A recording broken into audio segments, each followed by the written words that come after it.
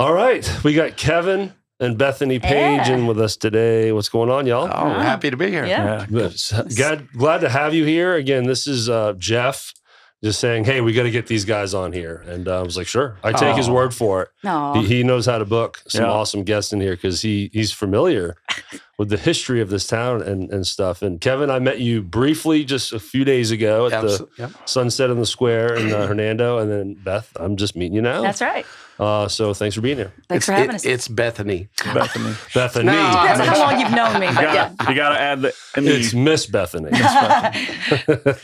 No, I was glad to meet you guys. I met both of you the other night at the Square, and it was a great show. I didn't get to stay very long, but I stayed for a couple of songs. My wife was having a minor medical procedure the next day, so I had to take off. But you guys sounded amazing, and Thanks. you had, from what I saw later, a lot of people up dancing while you guys were singing, and that's always a good sign. That doesn't happen at those. For context, in Hernando, Mississippi, every Thursday in June, they have live music in front of the courthouse. And you guys broke.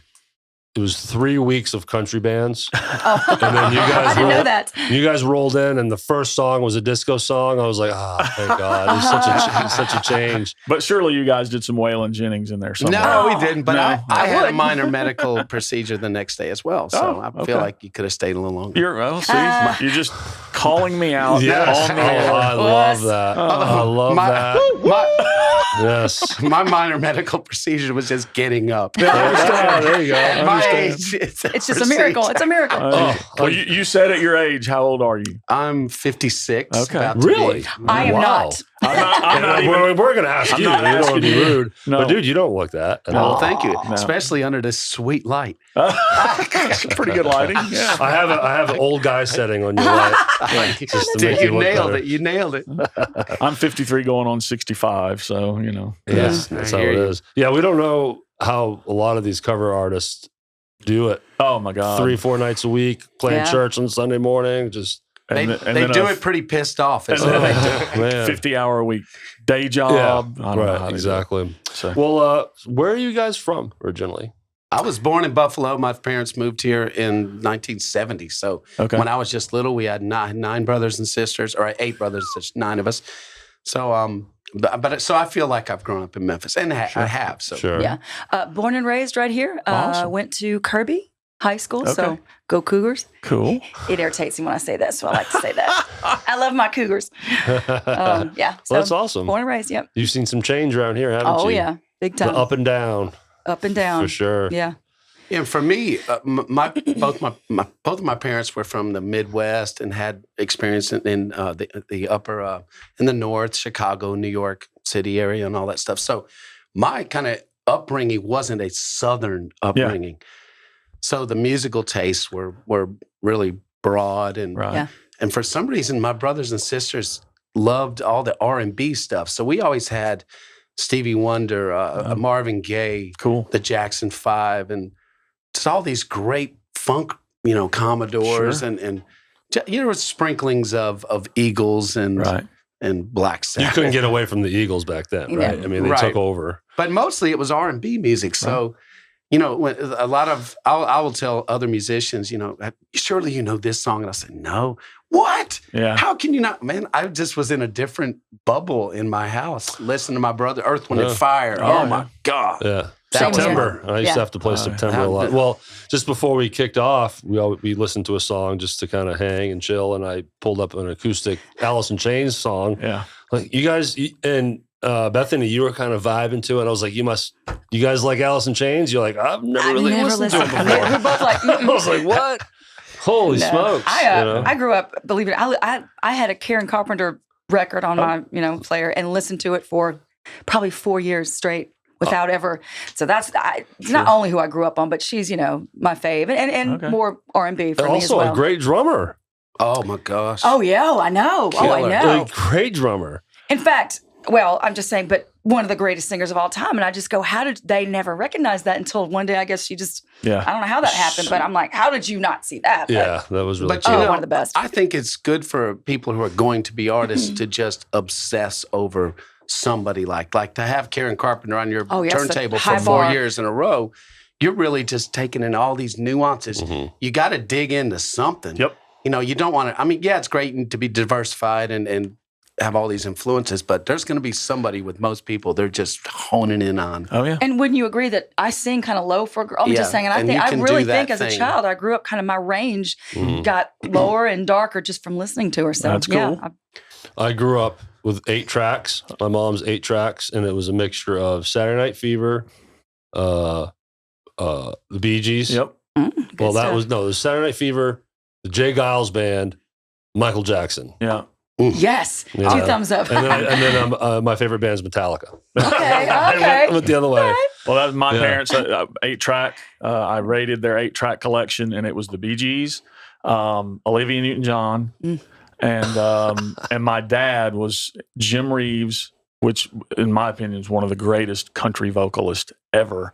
And 60s, 70s, like what generation is that? He would be 70s, I think, early 70s is what he'd be considered. The Waylon Jennings and Johnny Horton, but that's well. And when it comes to music you like, or you say your favorite band's Metallica, I always feel like you've heard of Metallica, right? Yes. Okay. Yeah, that there's something inward about you that music's connecting with. It's not necessarily like, okay, I've perused over every style and this one appeals. No, there's something, whether you're not saying you were angry, but whether there's like an anger and you're going, these guys are vibing something with what I'm going through, or I'm the prime age when grunge hit, 13, 14. Yeah. And I grew up eventually listening to all the Def Leppard stuff. I loved it all. Loved it.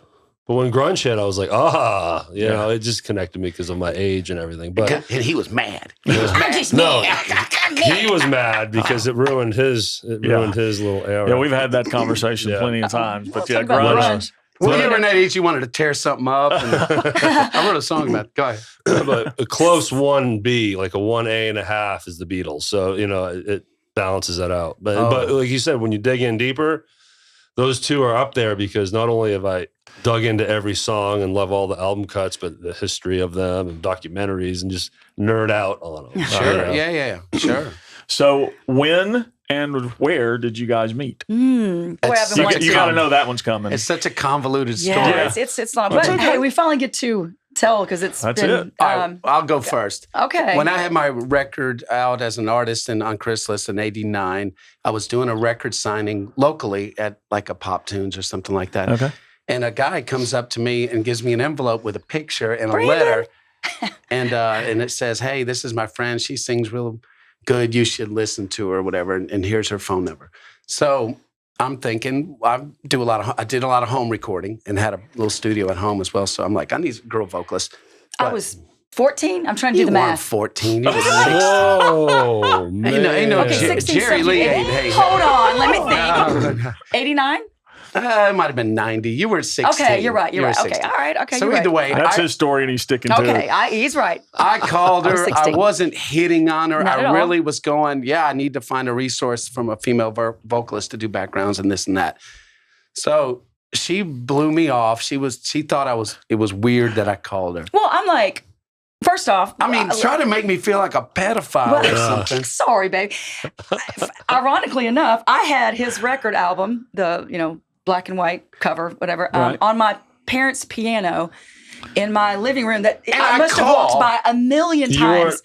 I thought it was cool that he was a musician. I thought it was cool that he was from Memphis, that had a song on the radio. I was not starstruck. And I was just like, dude, this guy has a record out and he's calling me, must be a pedophile. Must be a weirdo. Just instantly went there. I won't go pedophile, but just something ain't right. So no, I blew him off. I never called him back or anything, which was just totally looking back ridiculous. But I had a girlfriend too. Of course, I wasn't. I had a boyfriend too. Man, you're not making yourself look any better, buddy. No, you're digging a hole. You're digging a hole. My parents wouldn't have let me date somebody your age. So fast forward a few years later, when my whole record thing fell apart and grunge happened. I knew the wraparound that was going to come up. You and I, same page. I hate it. So, no, I don't hate it. It just changed. It just changed everything. Changed the landscape. So, I started playing locally because I wanted to get better at singing. Singing was the last thing that I picked up. I was a drummer, bass player, guitar player, keyboard player. I have seen video of you playing drums and I'm a little jealous. Yeah.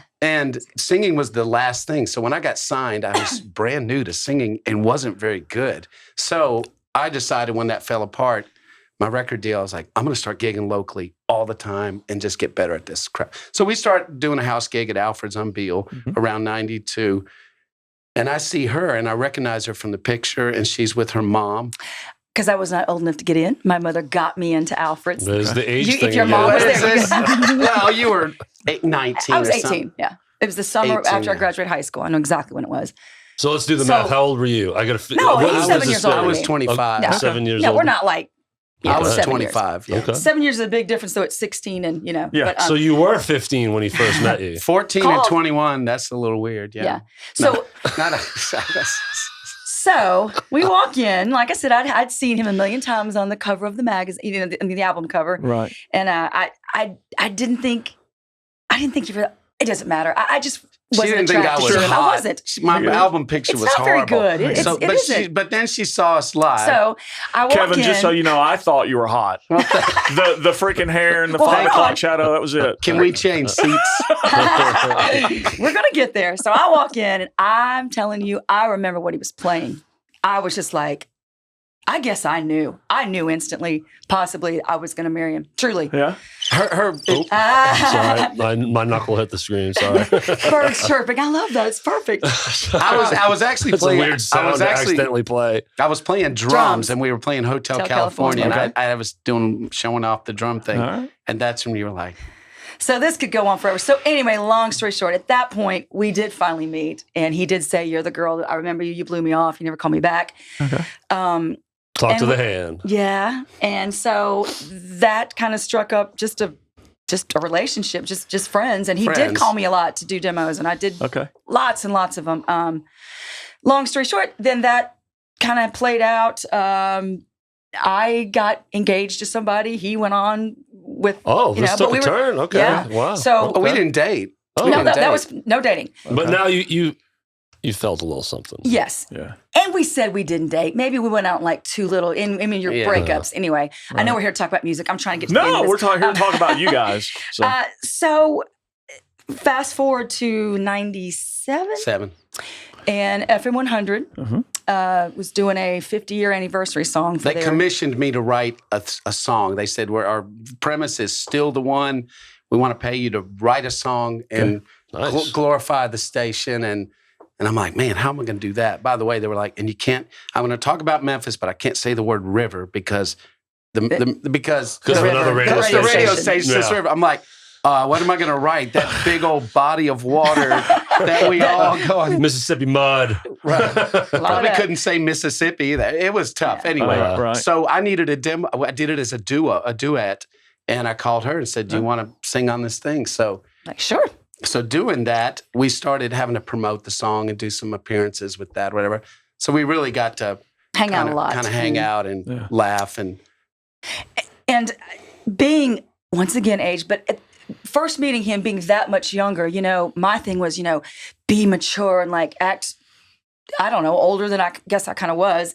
And he interpreted that as I was a total dud, which it kind of was. Because I'm pretty guy-like. I grew up with guys. I have guy brothers. And I'm just saying, and I can be pretty funny. She didn't realize I was more of a 12-year-old. Right. And 25-year-old. So that, once we really got to know each other and he got to know me, it just totally clicked. And we were married 3 years later. Awesome. Wow. So. It's really neat how you just, the third crossing.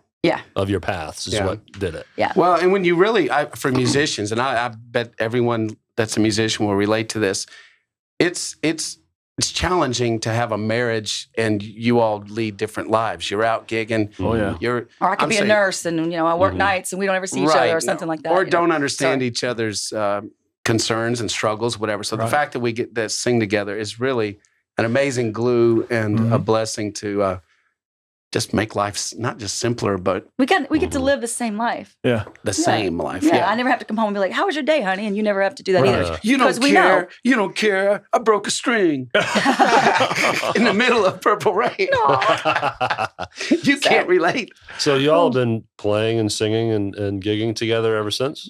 Ever since. Yeah, as soon as we got married, we started leading worship at a church. By the way, there's a whole spiritual encounter that changed both of our lives that happened about the time we got married. I saw that on YouTube, and I had a very similar experience. You and I need to talk off camera at some point. Okay, cool. Wow. So, yeah. Whoa. So what was crazy for us is we started being worship leaders at a church in Midtown in 1999 and did that for about 16 years and gigged late at night at a house gig all the time. So that really... Man, that was hard. That's why I sound raspy now. 16 years, man. It ruined both of our throats, to be honest. Yeah. I say Sometimes throat, I'd voice. get home at 3 and know we have to get up at 7. I literally would just put on Lord of the Rings, and 3 hours later, I would just Man. But didn't it go to sleep. shreds your But voice. it's- You show Sure. up to church and go, Lord. Right. You're like, I'm literally praying, Lord, please let my voice Something come back. come out, Something, let something come back. And you push so hard. It's torture on your voice. Scott Subber was our guitar player back then too, so he'd always come in and he'd be like, "Yeah, I can't sing either." So we're like, we know, we get it. Well, you don't have to. Yeah, we're Well, friends that's with true. Not for that gig. So you guys are both worship leaders? We were. Okay. We still work. We kind of got kicked out of that. Okay. That's another There long was a story. situation.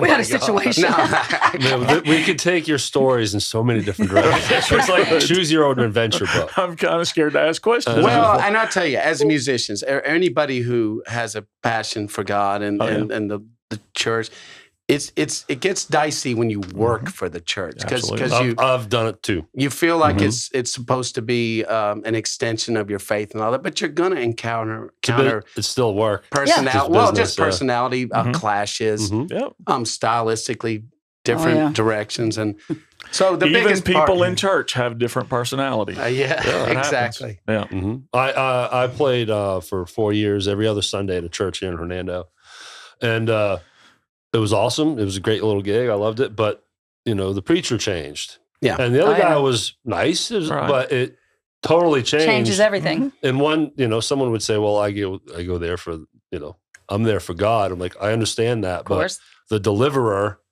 on earth might not tie in with you. Right. You know what I'm saying? Yeah. And it changed everything to the point where half the band eventually, just myself included, just kind of went on to different things. Yeah. Just changed, Yeah. Man, when I think back, 16 years we did that. That's really kind of unheard of. That for is. Your body doesn't still feel it. Mine's never let me forget we did it for 16 years. I still can't sing. My voice never recovered. It Mine took a changed, toll. just different. Now it sounds, Yeah. just raspier. And, Nothing that's wrong okay. with that. No. It's a good sound. Oh, thanks. I like It's it. a good sound. Damage. I like Damage. that raspy. No, the raspy. I love the raspy thanks. sounding voice. It's great. Yeah, I listen back to recordings when we were younger, and it's like so They sound pure so and right. Yeah, pretty, and right. like sucking helium. It's all high. Yeah. Now I No just more. sound like a train coming off the track, just on ice. So now that you guys are married, do you still call her to do backup vocals? Man, we don't even want to talk about it. When I'm at home and the gig's not happening, Right. I want to be at home and the gig's not happening. Sure. But we do a lot. I mean, we do all of our tracks, background vocals, Sure. all that, of That's course. And you're awesome. writers, so when something inspires you got to do it, right? You got to tap. I kind of stopped writing. I gave up. Really? Yeah, you really don't do that much really? anymore. Yeah, Really? it's such an emotional investment when you're really trying to chase getting cuts. And I did a lot of that in Nashville and co-wrote with all this stuff. And it's a grind. And Boy, is it. there's a it's almost like being an athlete. You got to be all in and Right. it's real taxing. So Yeah, I bet. and it's real discouraging. It's And so hard up to there all the time, and I we mean, were there's living way here. more losses, air quote, than wins, right? Yeah. yeah. You know what I'm saying? Big Yeah. time. And there's so many close calls with something almost happened. And man, it was Yes. going on the record. And then they Yeah. ditched it right at the last second, or they wrote a song that sounds curiously like yours, Yeah. but in the same direction. But Yeah. it's the producer who co-wrote on that Martina one. McBride covered one of his songs, and long story short, it was one like the last one she recorded. It didn't end up going on the record. That one record of the year that year. Oh man, Album of the year. That's how brutal this Wow. business is. Well, and let right? me tell you how beautiful. This is an insight people won't know. That she was co-producing with this guy. I can't even remember his name now, but he's a big producer up there. And she actually said in front of him, "Kevin, do you have your demo tracks? I want to use the production of that demo." And she had the engineer take parts of her recording that they had already done with strings and orchestra and melded them, onto my. It was amazing. It was. That didn't go over well with the other producer. So that's really, at the end of the day, why I didn't. Ego. It's a little bit of politics. Ego got away. Clash if she Thanks likes a lot, dude. my track better than what they had done. It's so fickle. I mean, that's the business. It was ego, yeah. Yeah. But the song's great, and you can find it on YouTube. Oh, it's called Straight to the Bone. Straight to the Bone. Man, Okay. Straight to the bone. I wrote it with a co-writer, two co-writers, Hillary Lindsay, who's written more songs than you've ever heard. Truly. Hits, you would go, oh my gosh, that one.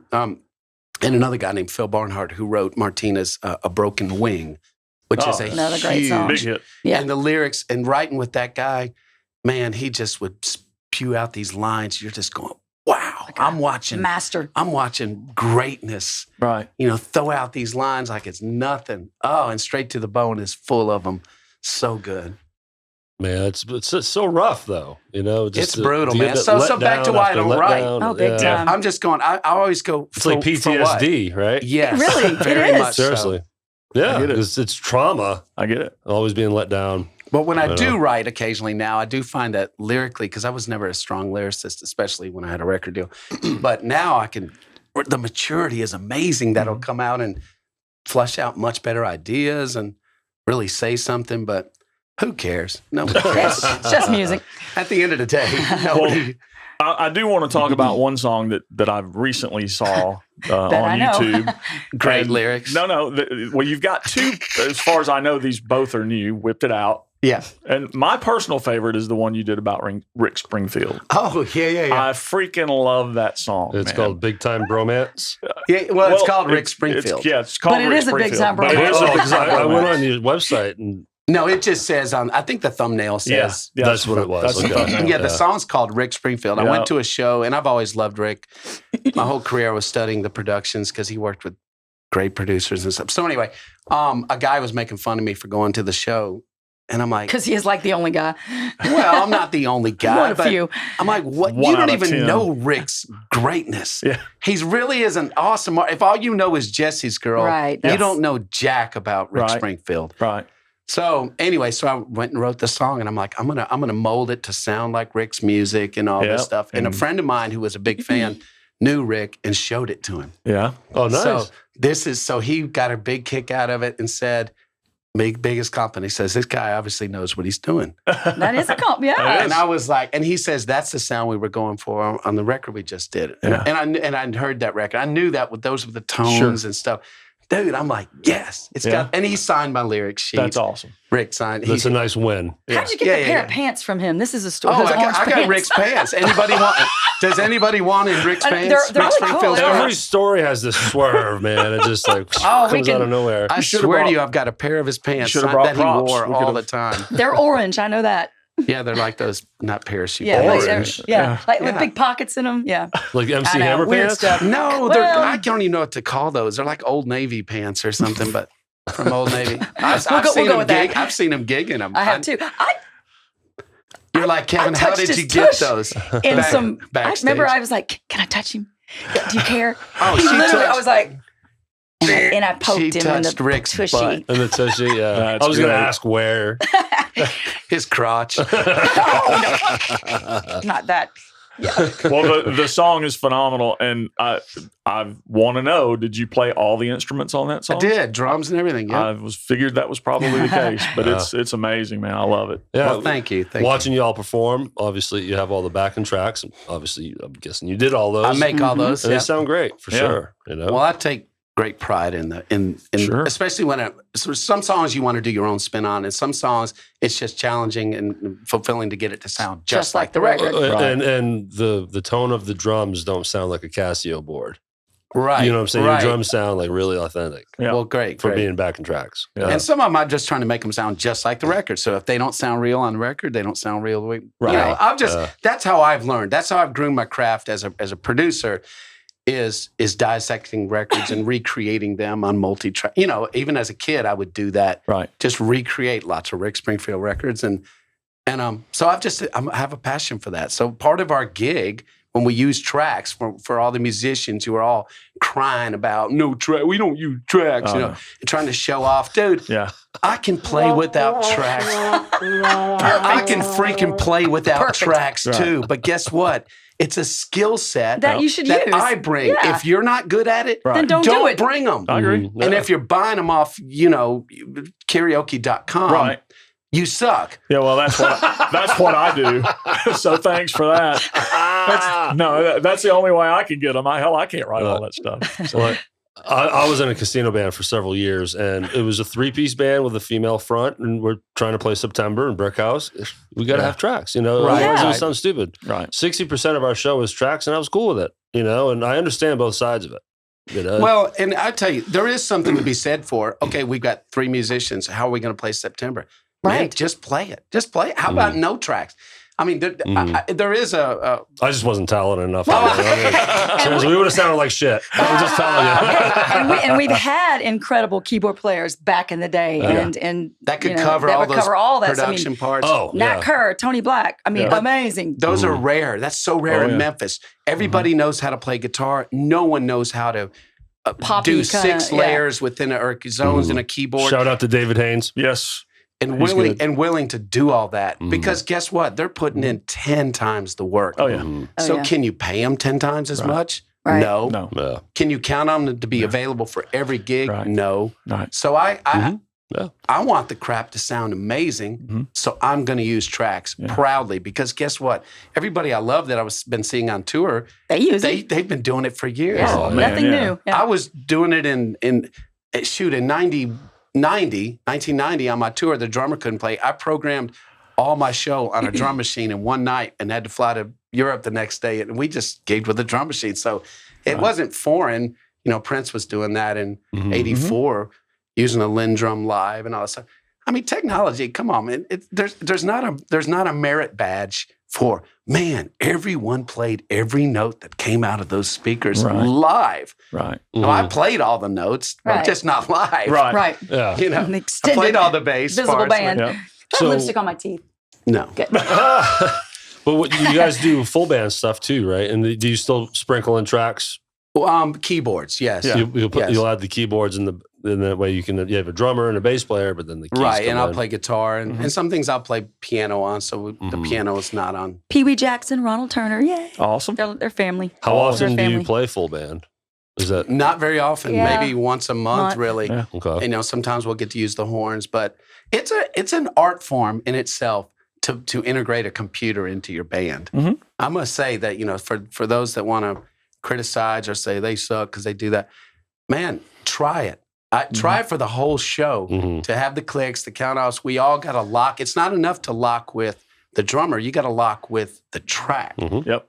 And I'm not even listening to that click. You miss one beat and you're done. You're off, You're toasted. Yep. And then you turn it off, and then you're playing September as a 3-piece, and everyone leaves the room. And you know what's funny about musicians? When you get excited, you tend to play songs faster. Oh yeah. Or if you're hammered, you're playing stuff slower. Well, I love you said that because I always used to say the upside is it keeps you honest.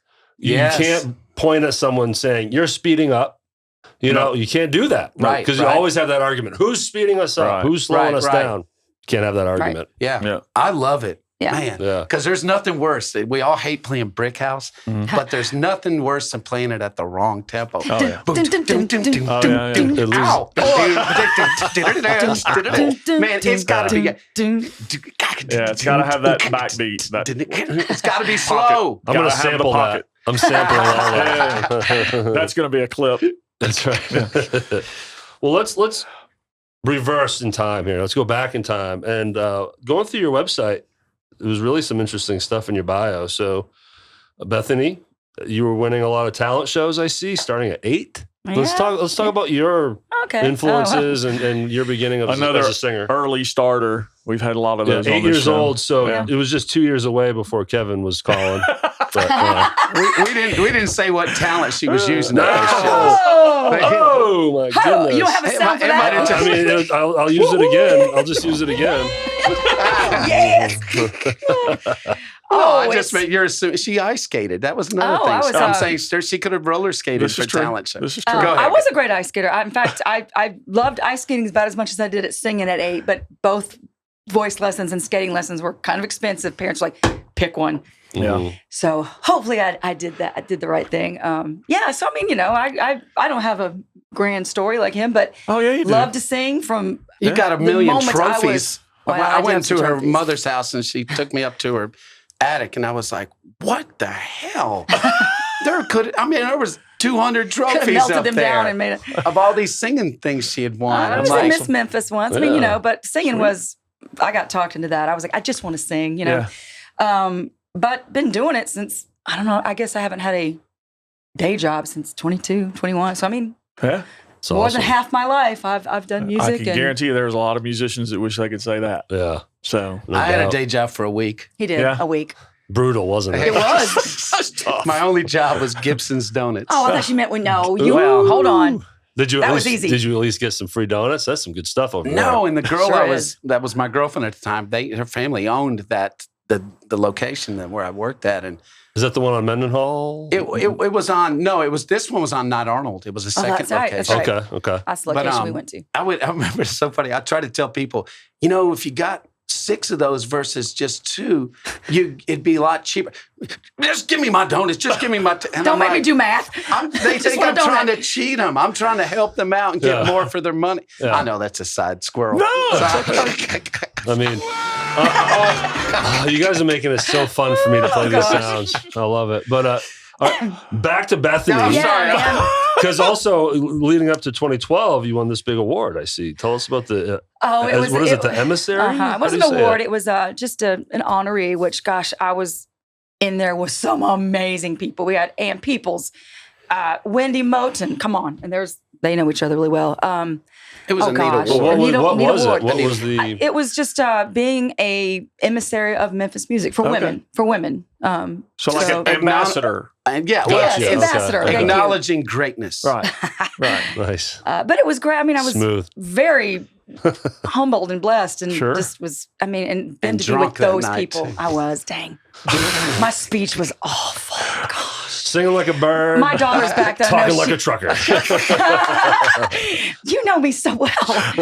I need a T-shirt that says "I love Jesus, but I cuss a lot." Yeah, I can wear that. You get along with us. Yeah, I don't think it was cussing that night. It was just, it was just. But yeah, that was a great honor. Like I say, some of the most amazing Memphis women you could possibly be. Category. Well, I have seen one YouTube video of you singing an Elvis song. Oh, and I can't remember my the name of the song right Elvis now. Song, Sorry. If I Can Dream. Okay. And it's fantastic. Thank you. Badass. And I'm using that to segue into something else we were going to talk about. Yes. And you guys have got... Yeah, I want to pull up the pictures for me so I can see what you're going to talk about in real time. I haven't seen those. Oh, you got them right here? Yeah, he's got them. All right. But we're going to talk about this room in your home. It's from far away. Just that was designed professionally. By one of my best friends. as a tribute to Mr. Presley. Yes. The one and only. And we'll have Alex put these photographs up. Took a year to get this. We had to wait to get the suit made. There's a company that's been making suits for 40 years. This guy has a passion, B&K Enterprises, had a passion.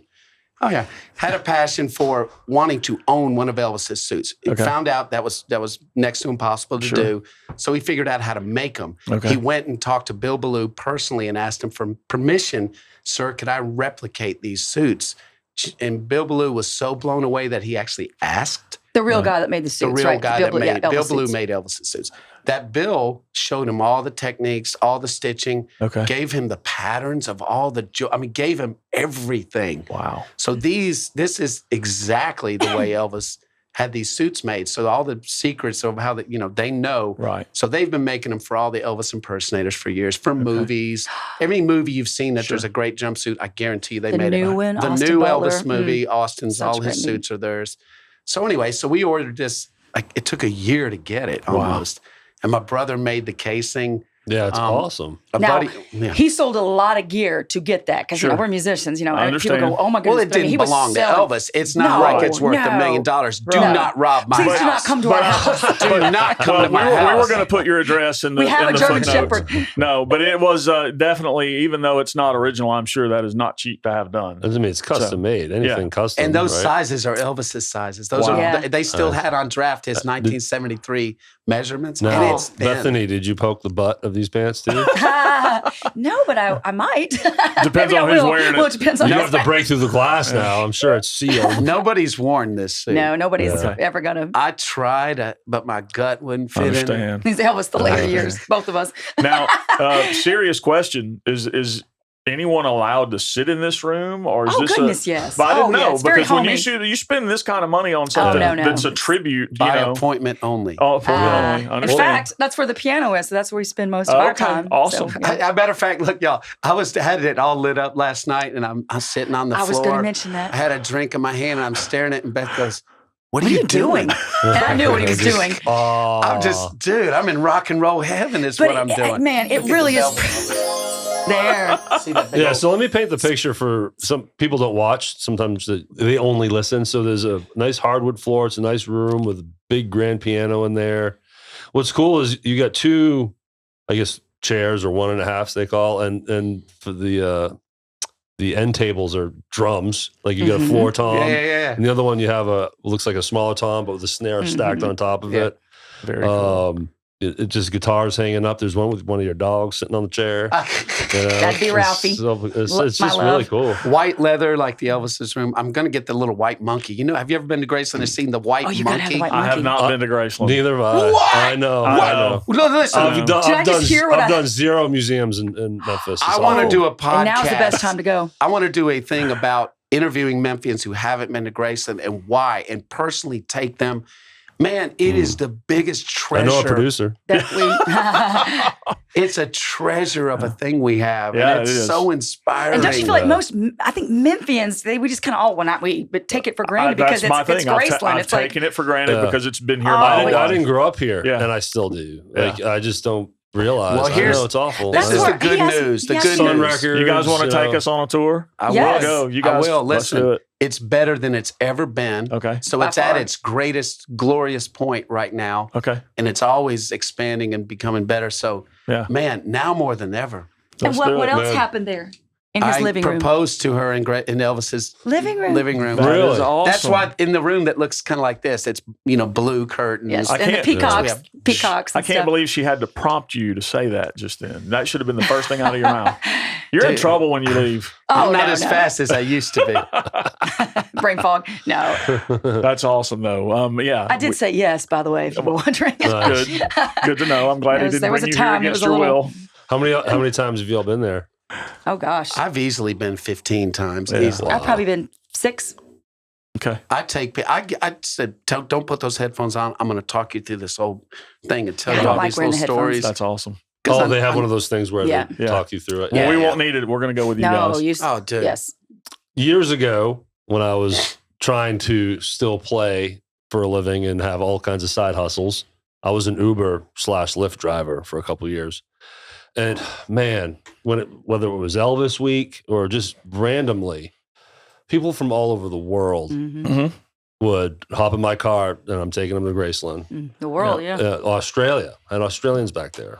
You know, it's remarkable. It's crazy the impact that guy had on everybody. Yeah. Well, and there's no place that I get more fired up than Graceland, which is why I wanted this thing in my room. I know it sounds silly to have a jumpsuit in a big old casing, but I get so inspired looking at that stuff that I need that in my house. What do you always say? It's like half Evel Knievel meets Kiss meets, just the whole. Yeah. Now, was he doing that as a homage to Elvis, you think? Evel Knievel? Was he an Elvis fan? Evel Knievel tapped into what Elvis was doing for sure. Yeah. Because, you're right. Yeah. He did wear this same kind of suits like that. Just kind of that grandiose. Absolutely. Only he didn't take care of his suit very well, did he? Nor his body. Nor his bones. And listen, the company that makes this makes an Evel Knievel replica. That's amazing too. See, I'm a huge Star Wars fan, but I can't afford a Millennium Falcon. So you could get an R2-D2 there. I've seen some amazing reproductions. Yeah. Well, we breezed over. We're going to move from Bethany. That's okay. Kevin's like, finally. Can we please talk about me? Shilko, you hog the show every time. He's a talker. He's a talker. It's all good. That's what we need talkers. That's what we do. But I'm always fascinated about any artist that had record deals. Let's be honest, you know. Chrysalis was like this little small independent label. Right, exactly. So you breezed over it and everything, but just tell us, you know, how that came to be. Well, when you got your first deal. When I was in high school and was playing all these different instruments, my band director said, "What are you going to do with your life, Kevin?" Because he knew I had skill sets at drum, you know, good skills. Yeah.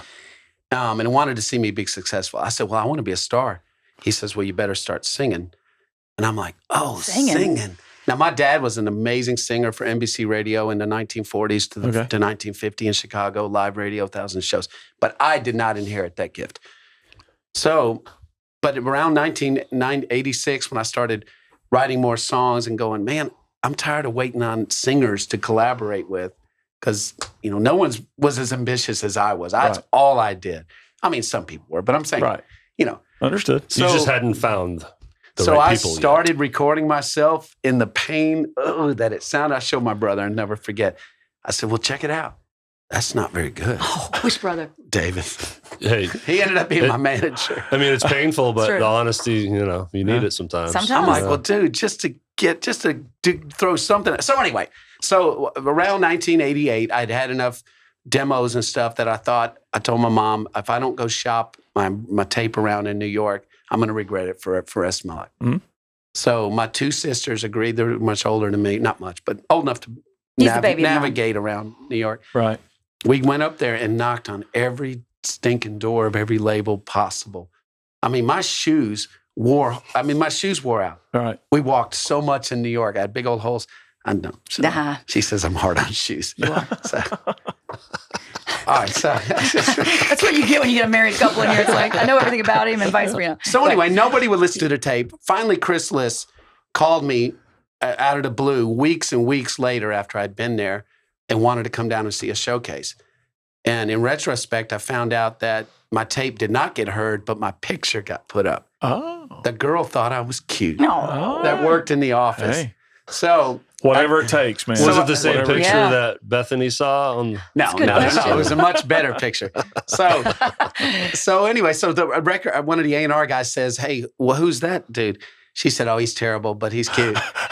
She apparently had listened to it, and it was terrible. And the demo was terrible. Right. But he didn't like being told what sucks. Yeah. This is how the human dynamics work. And this is how the record business works. Right. Like, you don't tell me what sucks. Right. You know, if I would have known that was all it takes, I would have had somebody tell people I suck a long time ago. Yeah, but you don't have a cute face. I mean, there's a difference. This is true. Well, and isn't that...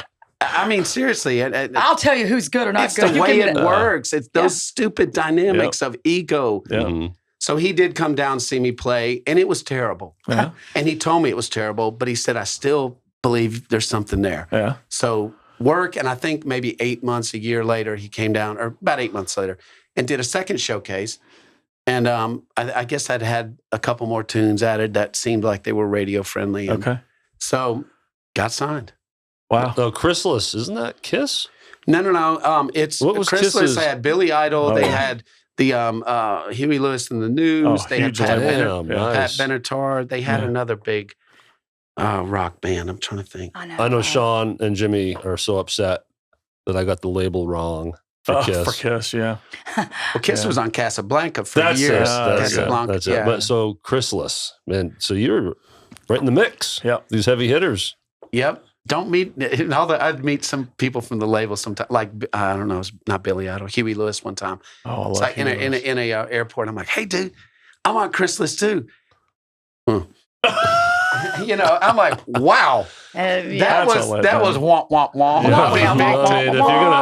If we're making requests, I'll gladly play them. And listen, the next time I saw you spit on me. Next time I saw him, after my song had been on the top 40 and all that, I saw him again, said hello, and he goes, "Oh, hey, take this picture. Hand me a camera."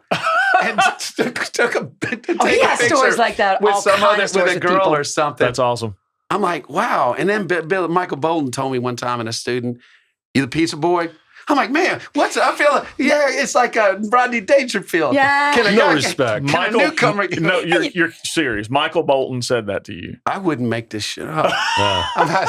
And back then he had, this long, beautiful black hair, and he probably had a trench coat on. I'm like, do I look like the pizza man? Right. Yes, because everyone in LA looked like they were trying to be rock stars. Yeah. That was the pizza guy. Or the waiter, the server. Right. That's true. That's true. But so was that first song "Don't Shut Me Out"? Okay. The hit number 17 on the top, on the R&R charts. It went to 18 on Billboard charts. But yeah, man, that's awesome. But it's a long way. The radio business is so difficult because, and it takes a lot of payola, that's payoff money for people that don't know. Yeah. And you got to be able to It's supposed to be illegal, but right. Well, if you don't have it in your system, and I did not, had no payola money. So we'd get a lot of support in Texas 1 month, and then the next month there'd be a lot of support in Midwest or whatever, but you can never get the stuff to fire at the same time. And that's how you get to number one. And if you don't get to all those stations, and they're probably 10% of the country,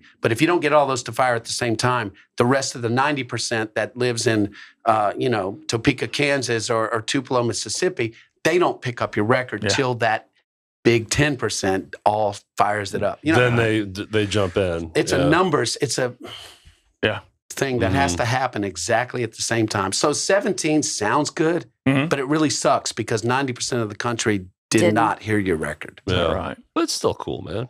It's awesome. Cool, but it's also we love you, PTSD. Kevin. Yeah. Right. Back to but here's the problem. Let's say this as an artist.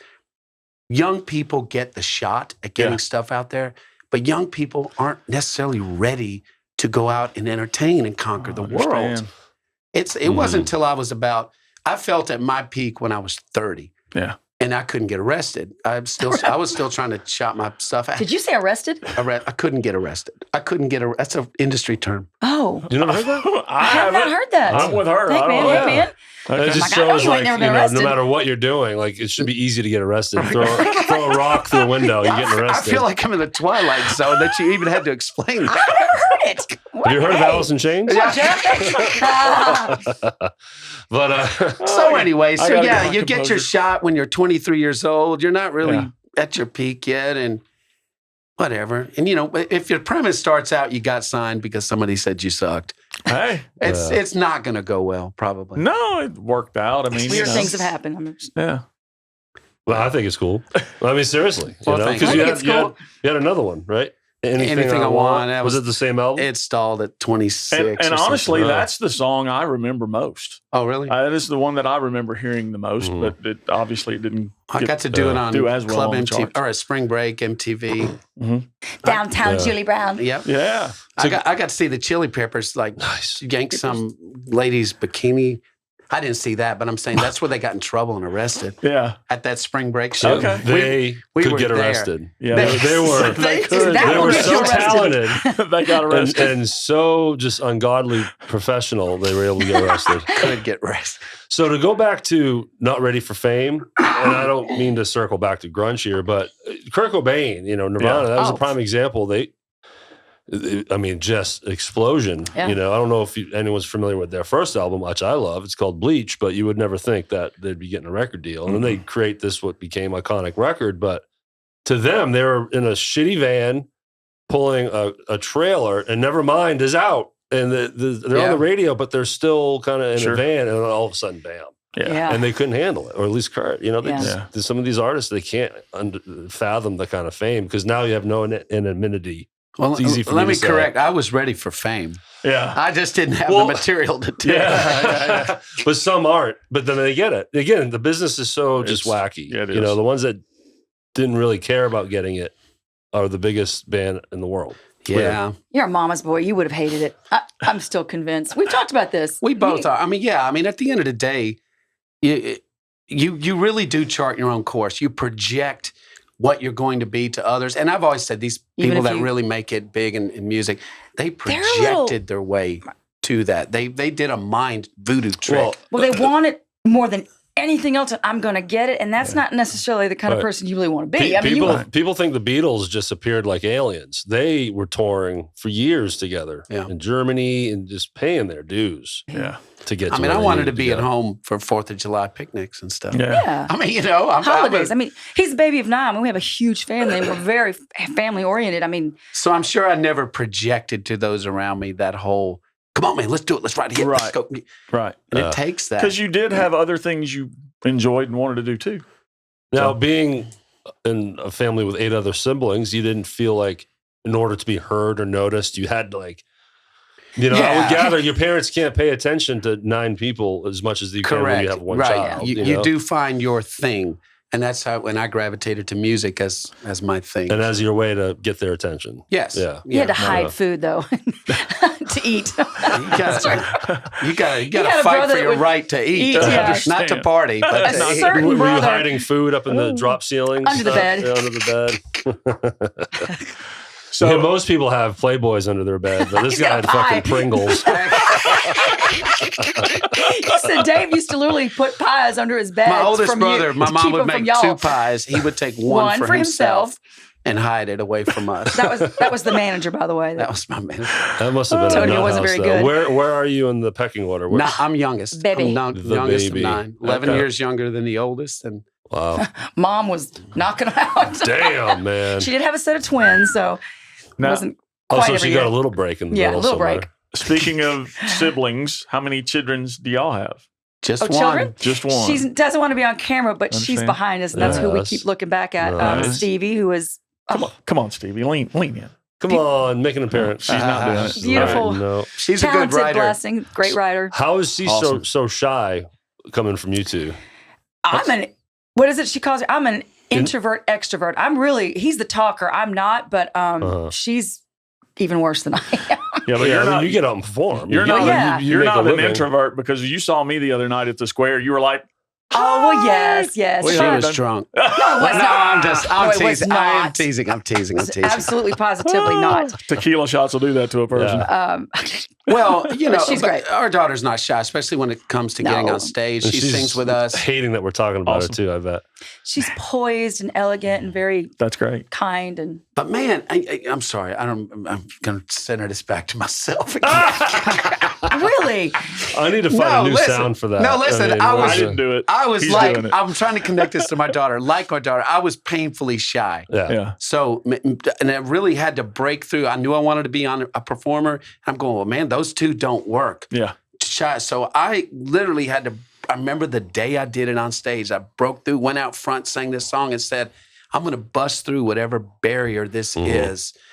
And you do kind of have to adopt this sort of obnoxious, put yourself forward kind of thing. And then it kind of becomes your comforts. You get good at it. Sort of. You guys have probably noticed us doing that for the podcast. I'm all over social media throwing this out there because I want to help other people. And so, yeah. I'm an introvert. My core is introverted too. Yeah. So I understand. And up until 2020, you couldn't get me in front of a video. In front of a camera.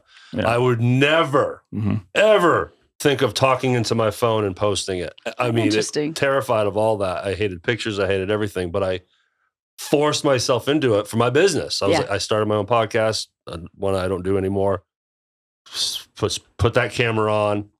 And then now I'm overexposed. I put my face everywhere too much, but thankfully I'm comfortable with this. Really great lighting too. Anymore. Yeah, good lighting. I got the best one, of course. But we look tan. But so I feel you on that. Like I had to just in order for me to grow my business, but also as a person. And so many musicians are introverts. I mean, only an introvert can spend 18 hours a day in front of a turntable with a guitar. I mean, they live in their own head, most of us. I was an introvert as a child. My mom literally said, I would go up to people at the grocery store and just start talking. She's like, you're going to get kidnapped. Do you realize that? I totally can see that. But I think as a musician, you put yourself out there all the time. You're like, and when you're on, you're on.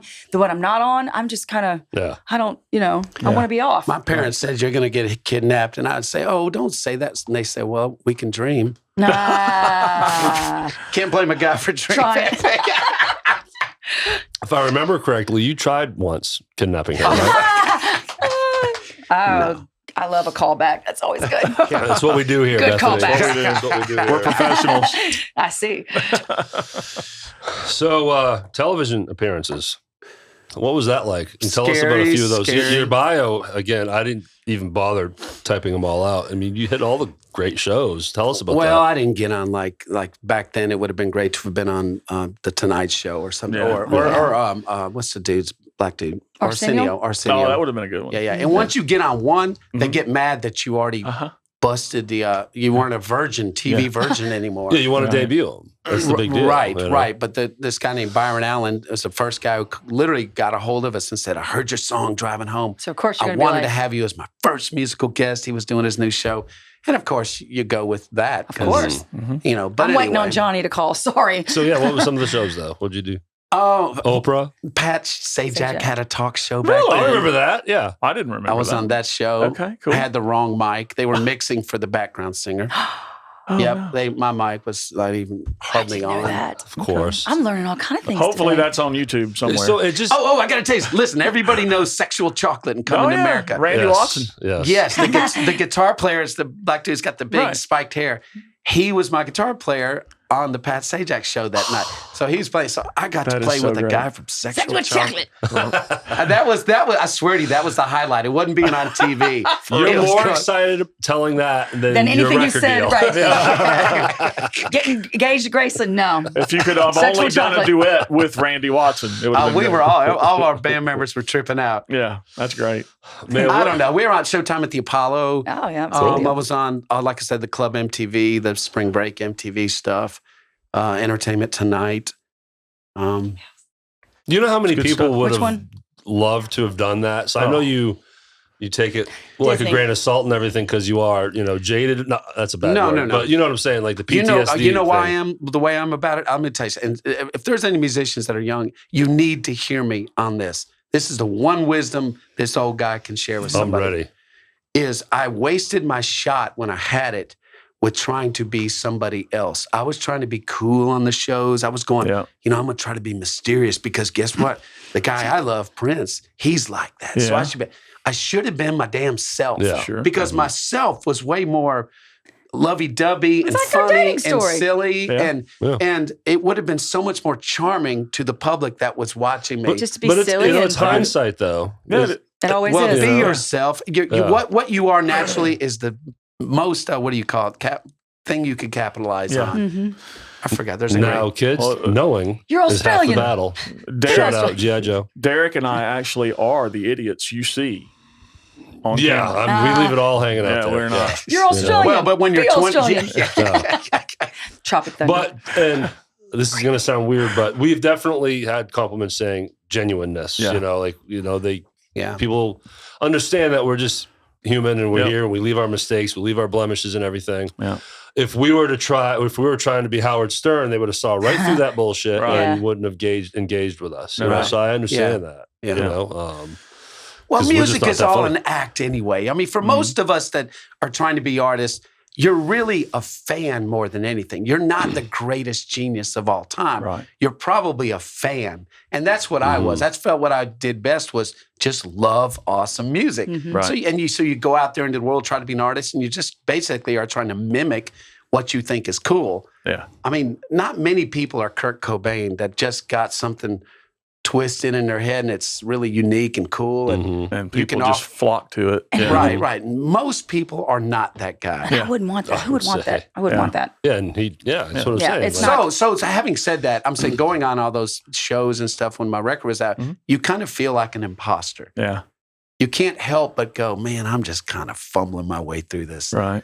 Do I belong here? Imposter syndrome. That wouldn't have happened to me. Big time. I would not have felt like that at all. I would have been like, see, you're not an introvert. I guess word is not even close to you. When you were 18, if you were out there at the time, I was out there. Okay, you would have been. Yeah, I say that as a person that's done this for many, many years. Sure. Yes, that's but true. Back then, you probably wouldn't have been. Oh yeah, I was a little fledgling. It was scary, man. I bet. Yeah. Singing the national anthem. Oh my God, it's scary. I can't even. We've done it for because you're all on your own. Big time. And the first time I ever did it years back was at the Redbirds, and he had done it before, and he was like, you got to watch that. The delay. Yeah. And they don't give you a rehearsal like they do at the Grizzlies. Sure. So literally my knees were knocking. So that is a real thing that happens. Oh yeah, I've had that. Got through it fine, but and the delay ended up being not a big deal, but it's just I way overblew it with my dramatic presentation. You messed me up there, but did you try to hit all these? I try to keep that as reverent as some people take it different directions. My father was the Star Spangled Banner king in Memphis during the Dana Kirk Tiger era and all that stuff. And he always would just say, don't jack with it. Just do it like it goes. Think of it as a military It's thing. a pretty song as it is. Well, it's just the respect for the country. We've never been, we don't like jacking with it. It's supposed to be, it's meant to be a sing-along. Sure. So if you're like, people can't sing along with that. Right. Grab your beer, sing along. And then when they go for it and they miss a note, or it's just, it turns. And then you do realize that came from that song. The melody's from a drinking game. I did know that. It's got these European roots because it's really rangy and the intervals are hard. So people would get wasted and see if they could sing this. No, it was a challenge that song. still happens today. For sure. That's a good one. I wish I could back that up with facts for y'all. But I know it's true. Man, I could talk to you guys forever. Yes. We're at an hour. Oh, wow. I don't want to stop, but no. But we need to have you guys back. We love that. You guys I didn't even get to fun. proselytize to you. How do you say Is that a word? I feel your pain. I feel your pain. I can't talk either. But I don't sing for a living, man. I don't even know what the word is. Evangelize to you. Yeah, we'll come back and talk about Jesus next time. Trust me. Oh, nice. That's what I want to watch. Our favorite That's what I like subject. to talk about the most. Yes, absolutely. Oh, man. All right. Man, that was fun. Seriously, you guys were awesome. Well, Thank you. Thank you. That's... And I don't want to stop. Yeah. I wish we could talk about life as a gigging musician around Memphis. We should have tapped into that a little bit. That's Eric said, okay. Executive decision. Nice. Executive decision. That works. Well, and as I think for all of us that do this for a living, there's a lot of what am I trying to say? A lot of pain in being a Memphis gigging musician. Like we've done this for how long? 25 years or whatever. I've done it for longer than that. The funny thing is you never arrive. Yeah. You're always only as good as your last gig, or you never really secure your place. You're always judged by that very gig. The last note. Yeah, it's true. Sure. And there's people coming up to you going, "Man, y'all are pretty good. You should consider doing this." Yeah. They don't know your history, and you're like, "Oh my god!" Right? You don't know who I am? Well, no, and you never say anything stupid. But Jeff says it. No. I do it all the time. It's really, you get people going, "You should do this song because I think you're underestimating your abilities." Your talent. Yeah. Happened recently. All the time. Yeah. So, and then there's, you think everybody's seen you play at some point, so they're kind of aware, and it's so not true. It's true. Everywhere you go. We did a gig recently we've taken on, I won't say where, but the manager, it's a really terrible paying gig. And the guy says to me, that narrows it well, down you know. Listen, really play it like he says, well, you Sounds just like every gig I ever played. You get your foot in the door and we'll see how this. I'm like, foot in the door? Yeah. Dude, my ass has been on the door for if you're not careful, my foot would be in your That's ass. what I said. I love playing for exposure. Yeah. Always. Yes, right. Right. Thank you. We'd love to. Maybe we should do this for free. I've exposed myself plenty. Really? Man, the way you pointed right at me. You were so proud of that. That was creepy. And somebody actually posted recently that says, what Memphis needs is another cover band. Yeah. And I saw that. I saw it. Well, and I wanted to just blow off and go, dude, go try your all original thing because it's not for lack of having an original. Sean Few's response was coming right up. Right. I love that. Do you guys know Sean? Oh, yeah. Of course. I don't know him well, but he's a cool guy. What do you want us to do? What do you mean by that? And what's offensive, we have a ton of original music. We could do a whole... And go broke. And then be... and I know I would be proud of it, but we might go broke. You wouldn't be able to pay the bills. And it was somebody, a clown said that. We have a not Prince musician. tribute show. You've probably never seen that on YouTube, but that's amazing. 2 hours worth. What is what? Prince tribute to Prince. Oh man, I'm sure. If you check out anything, check that out. And, and it's or another tribute band. I'm like, I dare you to try that Prince show. That Prince show is incredible. Right. And I arranged the crap out of the horns and all these. segues, and it takes a student of that art form of his to do know that. every little so I'm saying, all these nuance. snide remarks about cover bands, tribute bands. Like, it's probably a musician that just never was able to be discovered on Craigslist. Well, he's a nice guy. I actually know the guy who posted, but I just thought, what a weird thing to say when we're all just trying to make a living, and that's almost impossible to do. It is a grind. What we need is more venues that will pay, so then we can have more bands. Yeah. You know well, that's the other thing. Too many places in Memphis want to have music, but they can't really justify it. Yeah. With the overhead or the because it is a lot. Yeah. There's not enough markup on a hamburger to pay a band $1,000 for the night or whatever. Understood. So they want you to do it for nothing, and I'm like, and then there's the bands that will. Jump at that. Well, see, they mess us up. Yeah. Like if you got a day job you're making 6 figures, I need you to not do that gig. I didn't say that. He did. I totally get it. It's a contentious subject, and I get it. I know a lot of people will go get you a day job. Well, there's nothing else I can do. This is what I do, and put in every ounce of energy to do it. And I mean, and God love you for it, both of you. Mm-hmm. Well, there's we're crying in our cornflakes. I get it. I get it. But I don't know. It's not a hobby thing, man. No, for some people it is not. Now, for some people it is a hobby. This ain't no joke out here. We're trying to make a living. But there are professional musicians in this town that are trying to pay their bills doing this, and people need to know that. That's and having to play in several different bands, 3-4 nights a week, just to be able to do it. I got another public message for all the musicians out there. When the gig pays $200. Don't bring your light show. Yeah. That's your $200,000 job has afforded you to buy all this equipment. Don't give it away at this $200 gig. Come on. Right. You're making me look bad, dude. Right. You know what I'm saying? We're going to go out on a happier note than this. We're going to bring a floodlight to your next show, and it's going to right there. Dude, I don't want to bring lights, man. We're gigging Wednesday. No, Tuesday. No. Anyway, it is. It's a grind. It's a hard life to keep having relevance, and then. Mm-hmm. But we're very blessed to have it and absolutely to get to do it together. On an ending note, somebody just asked for "Islands in the Stream," and we're working the other day, and I said, I hate that song. I loved it. The fact that I didn't like it made me go, let me see if we can do it kind of our way. Yeah. Let's see if there's something there. And dadgummit, I've dug into it. I think we got something coming special. Your way soon. Derek and I would love to sing backup. On Islands in the Stream. You don't want me singing backup. You don't want me singing backup. But but then you'll get somebody going, what are y'all doing that song for? Because someone asked. I don't know what I'm doing any of this for, really. Somebody requested it and paid me $1,000. How much you got? No. I can say, and people are probably sick of hearing me say this, but I was very blessed to have a good 5-year chunk of my life where I was full-time in the casino world, casino circuits. It was awesome. It was good money. I didn't have to do anything. Traveled the country. It was amazing. But it gets pretty demoralizing when every week it's Tuesday night, it's a Wednesday night playing for blue hairs at penny slots. Oh, yeah. They don't give a shit what you're doing. Pit bosses are telling you to turn down. It's like, dude, I'm not even plugged in. Right. What are you talking about? Right. Like, I'm playing airbase. You know what I'm saying? So, but at the time, I probably took it for granted, and I definitely partied, and I enjoyed it. But it's tough. We played a gig the other night where they told us we had to turn down because the police had shown up twice and whatever.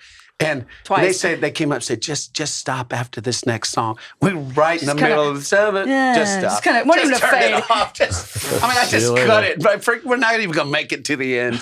Let's just cut it right. We're all good. But speaking of Sean Few, he wrote this. He gave this to us, him and Jimmy Fault. Oh, nice. Yeah. Several months ago now. Yeah.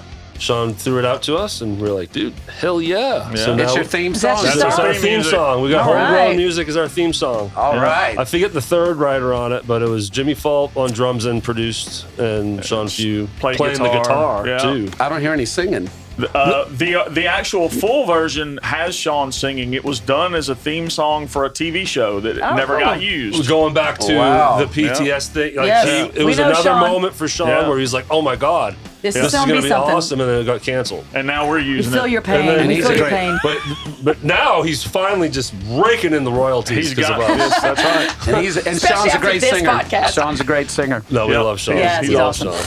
All right, y'all. So, again, thank you to listening. If you made it this far, that's what we always say, man. If you stayed to the end. I know this is a longer one, but it's long for a reason. When we're talking to people like these guys here, it's just so much fun. Thank you. Thanks for having us. And don't forget, we are looking for support. So if you're a business owner out there or you know of one that would like to advertise and sponsor us, there's a form link in the description, or you can go to therhythmsectionpod.com, find that sponsor tab. Fill out that form so we can follow up with you. We'd love to have that support. Yeah, absolutely. And we've got merch at 131 West Commerce in Hernando, at Boba Cream.